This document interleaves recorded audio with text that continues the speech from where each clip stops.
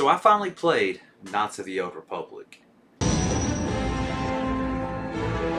are strong, child, but I will break you. I'll never fall to the dark side. And you guys are going to get my opinion on it, the playability rating. So, yeah, I played this game on the Nintendo Switch, and it's pretty fun, I'll say that at least. But to start this video off, I'm going to start with a little bit of controversy. I'm not a Star Wars fan. Not to the least bit. Like, I know the characters, I know the references. Everything I really know about Star Wars is from the Family Guy parodies. Uh-oh. Your powers are weak, old man. So yeah, my knowledge of the lore and everything else, you know, I don't like the movies. So some people are probably going to say nail them to a cross for not liking the movies. I've tried watching the old movies and some of the new movies. I haven't watched Mandalorian yet. I'd like to give that a chance, but let's not drift too far off from subject and let's talk about Knights of the Old Republic. So we're going to start with the beginning. The beginning of the game, when I first got off the ship, or was working on getting off the ship, I wasn't too familiar with the controls, which took me a little bit, because I don't like the whole turn-based, dice-based mechanics, whatever's going on there. Like, not a big fan. I would rather press the button, hit them each time. And I know some people are probably going to be like, man, those are great controls, you're just not playing it right. Well, maybe not. But yeah, so I didn't like the controls, but I did get used to them, and after a while they were actually not that bad. So yeah, the controls were okay. Soundtrack is perfect for the game, I gotta say that. The voice acting, to be an early 2000s game, not too bad. Like, some of it was cheesy, but some of it was actually pretty decent. Getting onto that, so getting off the ship was honestly pretty boring. But then when I got to Taris, I don't know how you pronounce it. Tell me how to pronounce it down below.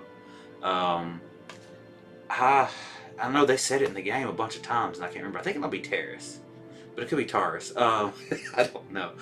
But yeah, when I got there, the game started to fill out for me, especially once I made it to the Undercity and all that. Like, I really liked that planet. Thought that was really cool. There was a lot more going on there, it felt like, than the other planets. So yeah, when I got later into the game, it kind of got not as interesting for me. But I love that part, and I can just picture it in my mind vividly. It was so fun. And then I discovered the card game. The card game. Once I discovered that, I was like going in 20 matches in a row. Like, I got hooked on it. I don't know if anybody else has ever got hooked on that game, but I did. And let me tell you, at first I was struggling, losing money like crazy. But by the time I was able to buy the right cards, your boy was cooking. I was winning majority of my matches, 80%. Maybe I'm still bad at it after having all the good cards, I don't know. But one of my favorite parts about the game is a minigame. So yeah, I don't know what that says about the game. Yeah, I don't know what that says. The game's actually not good. We'll get there. So yeah, I like Taurus. And you know, you get off your thing with Karth. And Karth's kind of a dick. You know, like, every time you want to talk to him, he's like, what? But later on, he does get better. I gotta give it that. He grows on me, and I end up liking him better than most of the other companions. I didn't use the Wookiee at all. And the one girl that you get with the Wookiee, I can't remember her name offhand. She was cool. She was chill. And I kept her for a little while.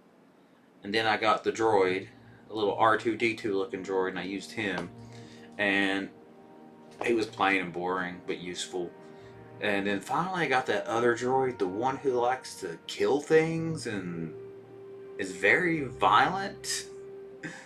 He was funny, so I kept him for the rest of the game. And I switched out between Karth and the other Jedi girl. Not Bastila, but the other Jedi girl. Or actually, no.